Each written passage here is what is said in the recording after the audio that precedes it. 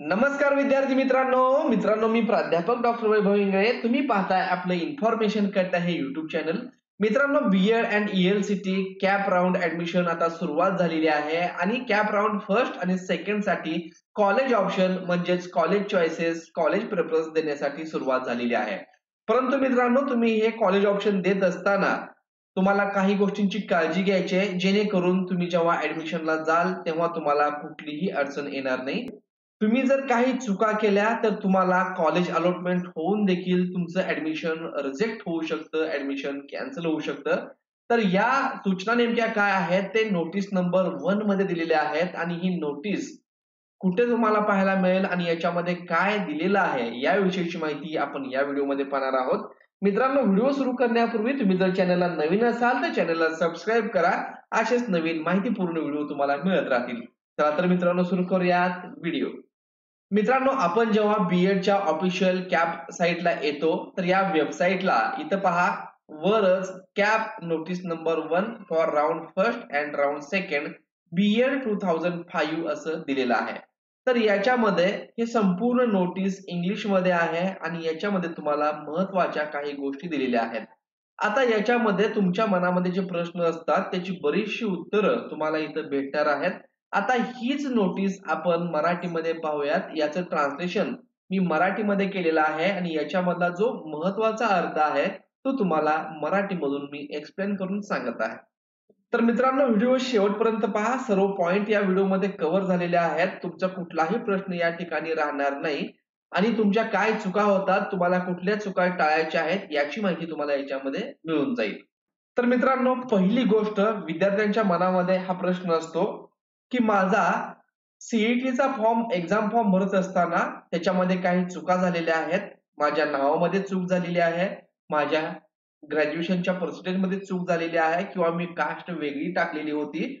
तर मग सीईटीच्या फॉर्म मध्ये आणि कॅपच्या फॉर्म मध्ये व्हेरिफिकेशन आहे, तर माझं ऍडमिशन रिजेक्ट होईल का? तर त्यासाठी सीईटी सेलनी कॉलेजला पहिलीच सूचना केलेली आहे की कॉलेजला सूचित करण्यात येते की विद्यार्थ्यांनी सीईटी परीक्षेचा फॉर्म भरत असताना ऍप्लिकेशन फॉर्म मध्ये भरलेली माहिती कॉलेजने व्हेरीफाय करायची नाही. म्हणजेच सीईटी ऍप्लिकेशन फॉर्म मध्ये ज्या काही चुका असतील तर त्या चुकांकडे कॉलेजने दुर्लक्ष करायचंय, त्याच्याकडे अजिबात लक्ष द्यायचं नाही. कारण तो ऍप्लिकेशन फॉर्म फक्त सीईटी एक्झाम पुरता मर्यादित होता. त्याचा संबंध आता ऍडमिशन प्रोसेसशी नसणार आहे असं सीईटी सेलनी क्लिअर केलेलं आहे. दुसरी गोष्ट, काही वेळेस विद्यार्थ्यांकडे सीईटी परीक्षेचं ऍडमिट कार्ड किंवा हॉल तिकीट ज्याच्यावरती सही शिक्का वगैरे असतो ते मागितलं जातं. तर ते देखील कॉलेजनी विद्यार्थ्यांना सबमिट करण्यासाठी कुठल्याही प्रकारे विचारणा करायची नाहीये किंवा त्यांना फोर्स करायचा नाहीये. तसेच मग कॉलेजनी काय करायचं आहे, तर कॉलेजनी फक्त कॅप ऍप्लिकेशन फॉर्म वरती असलेली माहिती व्यवस्थित तपासायची आहे. म्हणजेच तुम्ही आता कॅप फॉर्म भरत असताना जी तुमची माहिती आहे त्याचाच विचार कॉलेजनी करायचा आहे.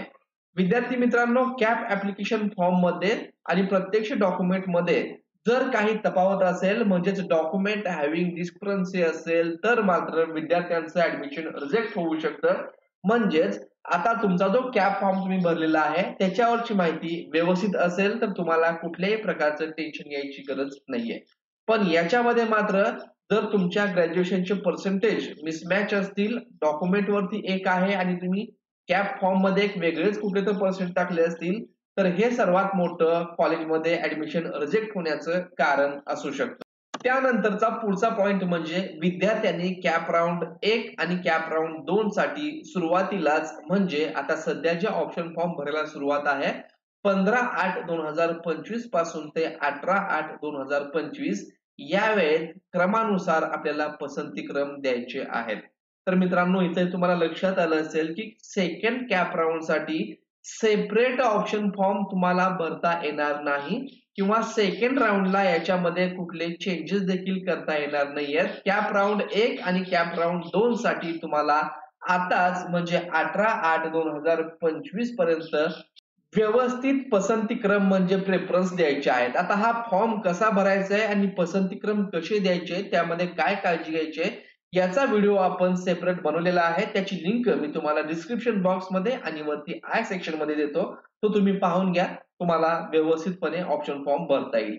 त्यानंतरचा पॉइंट म्हणजे ज्या विद्यार्थ्यांना कॉलेज अलॉटमेंट होईल अशा विद्यार्थ्यांनी प्रोव्हिजनल अलॉटमेंट लेटर जे की विद्यार्थ्यांना लॉग इन केल्यानंतर भेटून जाईल ते डाउनलोड करून घ्यायचंय आणि त्याची प्रिंट घेऊन त्याची एक कॉपी प्रिंट करून ऍडमिशनच्या वेळेस तुमचे सगळे ओरिजिनल डॉक्युमेंट घेऊन कॉलेजमध्ये जमा करून ऍडमिशन घ्यायचं आहे. आता हे प्रोव्हिजनल अलॉटमेंट लेटर कशा प्रकारे डाउनलोड करायचं ते कुठं भेटतं हे आपण त्या वेळेस पाहणार आहोत. त्याच्या पुढचा महत्वाचा पॉइंट म्हणजे कॅप राऊंड 2 ही जी असणार आहे बेटरमेंट राऊंड असणार आहे.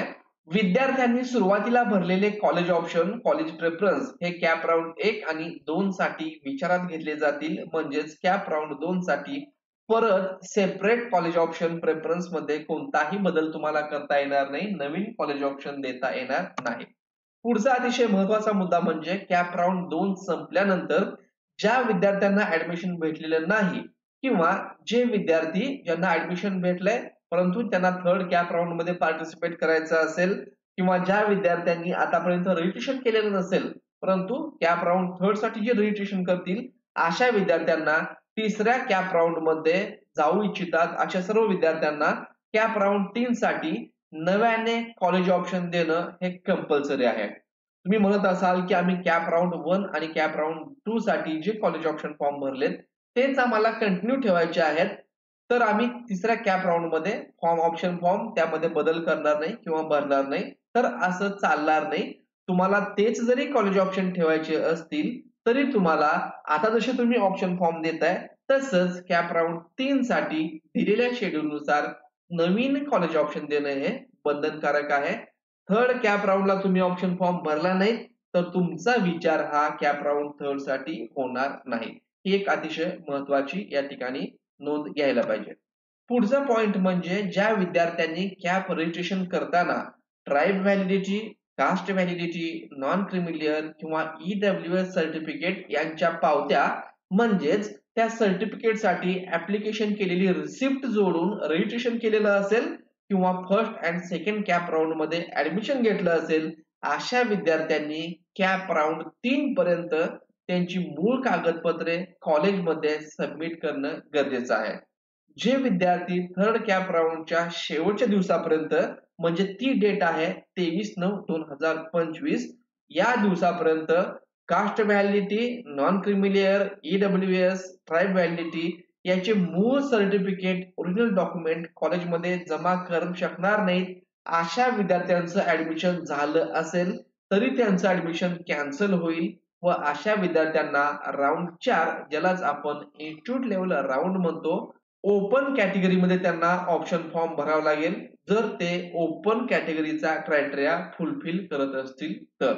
त्यानंतर पुढचा पॉइंट आहे ज्या विद्यार्थ्यांनी कॅप राऊंड 1 आणि कॅप राऊंड 2 मध्ये जात वैधता प्रमाणपत्र, नॉन क्रिमिलियर, ईडब्ल्यूएस प्रमाणपत्रासाठी अर्ज केलेल्या पावतीवरून ऍडमिशन घेतलं असेल त्यांनी कॅप राऊंडच्या शेवट दिनांकापर्यंत म्हणजेच आता जे आपण पाहिला पॉइंट तोच परत रिपीट झालाय मूळ म्हणजेच ओरिजिनल कागदपत्रे कॉलेजमध्ये जमा करायची आहेत. जे विद्यार्थी कॅप राऊंड 1 आणि कॅप राऊंड 2 मध्ये ऍडमिशन घेतलेले आहेत म्हणजे ऑलरेडी ज्यांना कॅप राऊंड 1 मध्ये किंवा कॅप राऊंड 2 मध्ये ऍडमिशन मिळालेलं आहे परंतु त्यांना काही कारणास्तव कॅप राऊंड 3 किंवा इन्स्टिट्यूट लेवल राऊंड मध्ये पार्टिसिपेट व्हायचं असेल तर अशा विद्यार्थ्यांना कॉलेज लॉग इन मध्ये जाऊन त्यांचे ऍडमिशन कॅन्सल करून घ्यावे लागेल तरच ते पुढील राऊंड मध्ये पार्टिसिपेट होण्यासाठी पात्र असतील. आता असेही काही विद्यार्थी असतात की ते सुरुवातीला कॅप राऊंड 1 मध्ये किंवा 2 मध्ये अलॉट झालेल्या कॉलेजमध्ये ऍडमिशन घेतात परंतु नंतर त्यांचा विचार बदलतो आणि त्यांना वाटतं की आपल्याला हे कॉलेज नकोय आपण दुसऱ्या कॉलेजमध्ये ट्राय करूयात. पण त्यांना जर पुढच्या राऊंड मध्ये पार्टिसिपेट व्हायचं असेल तर त्यांना अगोदर मिळालेलं कॉलेज सोडावं लागेल म्हणजेच ऍडमिशन कॅन्सल करून घ्यावं लागेल आणि त्यानंतर त्यांना थर्ड राऊंड मध्ये किंवा फोर्थ राऊंड मध्ये नवीन कॉलेज ऑप्शन फॉर्म भरावे लागतील आणि त्यानंतर जर नंबर लागला तर त्यांना ऍडमिशन घेता येईल. त्यानंतर पुढचा मुद्दा दिलेला आहे ज्या विद्यार्थ्यांना त्यांच्या पहिल्या पसंतीचे कॉलेज अलॉट होईल अशा विद्यार्थ्यांना फ्रीज हा एकच ऑप्शन असणार आहे आणि असे विद्यार्थी फ्रीज ऑप्शन सिलेक्ट करतील आणि एक वेळ देय असणारी सीट एक्सेप्टन्स फी 1000 रुपये भरून सीट फ्रीज करतील आणि मिळालेल्या कॉलेजमध्येच कॅप राऊंड 1 ऍडमिशन तारखेच्या शेवट दिवसापर्यंत, शेवटच्या डेट पर्यंत त्यांना ऍडमिशन घेणं बंधनकारक आहे. त्यांचा विचार पुढील राऊंडसाठी कॅप राऊंड 2 किंवा कॅप राऊंड 3 साठी केला जाणार नाही. तर हे अतिशय महत्वाचं आहे विद्यार्थी मित्रांनो. जर तुम्हाला फर्स्ट प्रेफरन्स कॉलेज भेटलं तर तुम्हाला दुसरी कुठलीही चॉईस राहत नाही. त्यामुळे ऑप्शन फॉर्म भरत असताना जो ऑप्शन फॉर्म भरण्याचा व्हिडिओ आहे त्याच्यामध्ये मी तुम्हाला सांगितलेलं आहे की ऑप्शन फॉर्म देत असताना प्रेफरन्स द्यायचंय तुम्हाला. तुम्हाला ज्या कॉलेजमध्ये 100% ऍडमिशन घ्यायचंच आहे, दुसरं कुठलं तुमच्या मनामध्ये किंतु परंतु नसणार आहे, अशाच कॉलेजला फर्स्ट प्रेफरन्स तुम्हाला द्यायचा आहे. जर तुम्हाला फर्स्ट प्रेफरन्स कॉलेज भेटलं तर तुम्हाला सेकंड राऊंड मध्ये, थर्ड राऊंड मध्ये पार्टिसिपेट होता येणार नाही आणि हे सीट एक्सेप्ट करणं हा एकच पर्याय तुमच्या समोर असणार आहे. आणि सीट एक्सेप्ट करण्यासाठी तुम्हाला 1,000 रुपये फी ही एकाच वेळेस भरायची आहे. परत ही फी तुम्हाला भरावी लागणार नाही. मग तुम्ही फ्रीज साठी भरत असाल किंवा बेटरमेंट साठी भरत असाल, हे 1,000 रुपये तुम्हाला एकदाच भरावे लागतात. समजा तुम्ही बेटरमेंट साठी 1,000 रुपये भरले आणि सेकंड कॅप राऊंड मध्ये तुम्हाला सीट अलॉट झालं तर तुम्हाला फ्रीज करायचं असेल तर परत 1,000 रुपये लागणार नाहीत. ह्या गोष्टीची तुम्ही नोंद घ्यायला पाहिजे. आणि जर फर्स्ट कॅप राऊंड तुम्हाला भेटलं तर सेकंड आणि थर्ड कॅप राऊंडला तुम्ही मुकणार आहात. तुम्हाला त्याच्यामध्ये पार्टिसिपेट होता येणार नाही. जर अशा विद्यार्थ्यांनी म्हणजेच ज्यांना त्यांच्या पहिल्या पसंतीचं कॉलेज भेटलेलं आहे परंतु ते कॉलेज त्यांनी नाकारले म्हणजेच तिथे जाऊन ऍडमिशन घेतलं नाही तर असे विद्यार्थी कॅप राऊंड 2 आणि कॅप राऊंड 3 मधून ऑटोमॅटिकली बाहेर पडतील. त्यांना थर्ड कॅप राऊंड मध्ये देखील कॉलेज ऑप्शन भरण्याचा ऑप्शनच येणार नाही कारण त्यांना फर्स्ट कॅप राऊंड मध्ये फर्स्ट प्रेफरन्स कॉलेज अलॉट झालेलं होतं. मग अशा विद्यार्थ्यांसमोर एकच पर्याय असेल तो म्हणजे इन्स्टिट्यूट लेवल राऊंड, ज्याला आपण राऊंड 4 म्हणतो. याच्यामध्ये चौथ्या राऊंड मध्ये पार्टिसिपेट व्हायचं, नवीन कॉलेज ऑप्शन भरायचे आणि जर जागा शिल्लक असतील तर कॅप राऊंड 4 मध्ये त्यांना कॉलेज अलॉटमेंट होऊ शकेल.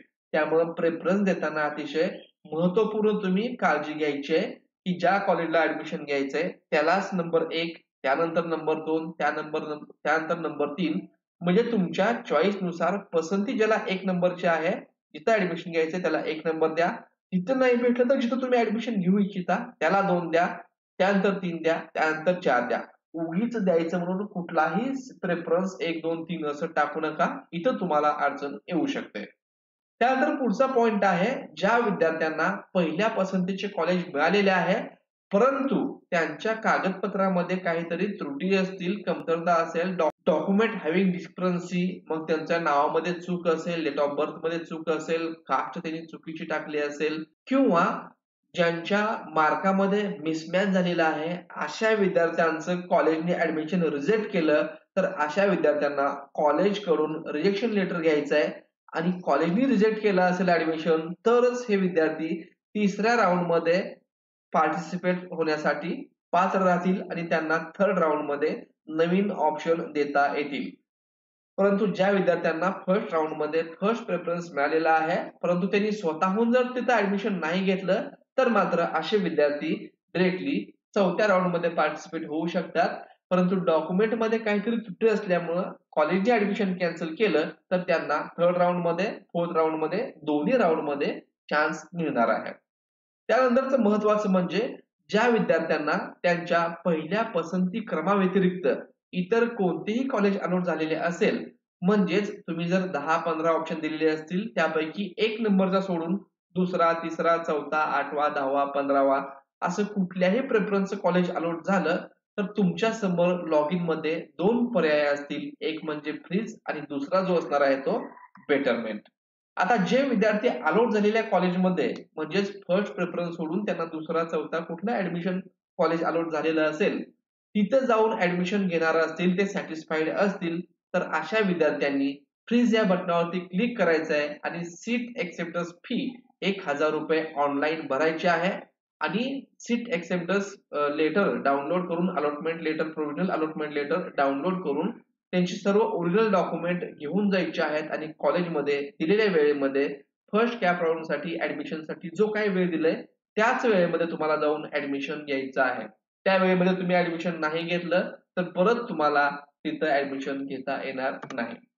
त्याच्या पुढचा महत्वाचा पॉइंट म्हणजे परंतु जे विद्यार्थी मिळालेल्या कॉलेजवर संतुष्ट नसतील, म्हणजे ज्यांना फर्स्ट प्रेफरन्स सोडून इतर कुठलं प्रेफरन्स 2 नंबरचं 4 नंबरचं कॉलेज भेटलंय आणि त्यावरती ते संतुष्ट नसतील, सॅटिस्फाईड नसतील, म्हणजेच त्यांना त्यापेक्षा वरच्या प्रेफरन्सचं कॉलेज 1 नंबरचं प्रेफरन्सचं कॉलेज हवे असेल, अशा विद्यार्थ्यांनी बेटरमेंट पर्यायावरती क्लिक करून ₹1000 फी भरून घ्यावी.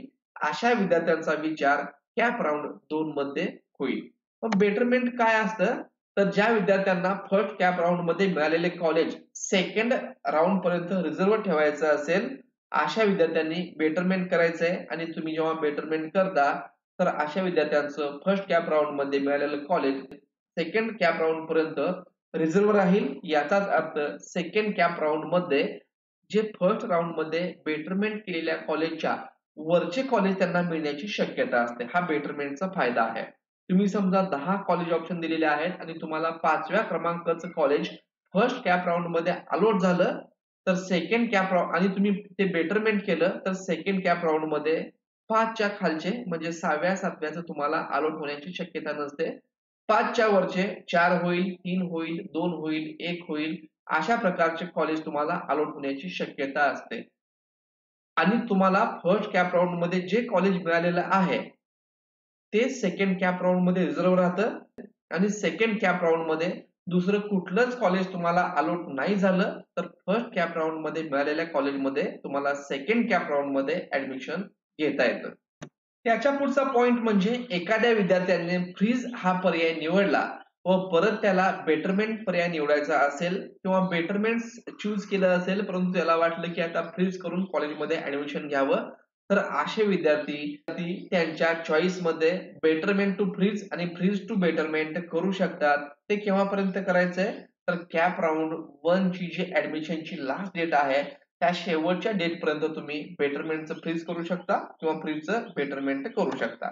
आणि पुढचा आणि सर्वात महत्वाचा पॉइंट म्हणजे ज्या विद्यार्थ्यांना पहिल्या पसंतीक्रम सोडून इतर कॉलेज भेटलेले आहे आणि त्यांनी ते फ्रीज किंवा बेटरमेंट केले परंतु ₹1000 भरले नाहीत, तर अशा विद्यार्थ्यांनी कुठलीच ऍक्शन घेतलेली नाही असा त्याचा अर्थ होईल. आणि अशा परिस्थितीमध्ये त्यांना फर्स्ट कॅप राउंड मध्ये मिळालेलं कॉलेज ऑटोमॅटिक कॅन्सल होईल आणि दिलेल्या कॉलेज पसंती क्रमानुसार त्यांना सेकंड राउंड मध्ये तेच किंवा नवीन कॉलेज भेटू शकतं. आणि आणखीन एक याच्यामध्ये महत्वाचं जे आहे, जे विद्यार्थी EWS चे आहेत किंवा कॅटेगरीचे विद्यार्थी आहेत, त्यांनी कॅपचा फॉर्म भरत असताना त्या कॅटेगरी मधून अप्लाय केलं असेल तरच त्यांना त्या कॅटेगरी मधून ऍडमिशन देण्यात येईल. तुमच्याकडे EWS सर्टिफिकेट आहे परंतु तुम्ही ओपन कॅटेगरी मधून ऍप्लिकेशन केलं असेल आणि कॉलेजमध्ये जाऊन तुम्ही EWS सर्टिफिकेट दाखवाल आणि मला EWS मधून ऍडमिशन द्या असं म्हणाल तर ते चालणार नाही. आणि ज्या विद्यार्थ्यांनी कॅटेगरी मधून फॉर्म भरलेला आहे त्यांच्याकडे जर जुनं म्हणजे 31 मार्च 2025 पर्यंत तुमच्याकडे नॉन क्रिमिनल सर्टिफिकेट असेल तर तुमचं ऍडमिशन कॅन्सल होऊ शकतं. त्यामुळे तुमच्याकडे नॉन क्रिमिनल सर्टिफिकेट नसेल तर आताच लगे अप्लाय करा आणि त्याच्यावरची डेट असणार आहे ती 2026 पर्यंत किंवा आता जर काढलं तर 3 वर्षाचं तुम्ही काढला तर 2028 पर्यंत ते येईल, तर ते देखील चालणार आहे. तर मित्रांनो, अशा प्रकारे ही महत्वाची नोट्स होती. त्याचा तुम्हाला नक्कीच फायदा होईल. मित्रांनो, व्हिडिओ आवडला असेल तर चॅनलला लाईक करा, सबस्क्राईब करा, तुमच्या मित्रांना शेअर करा. धन्यवाद.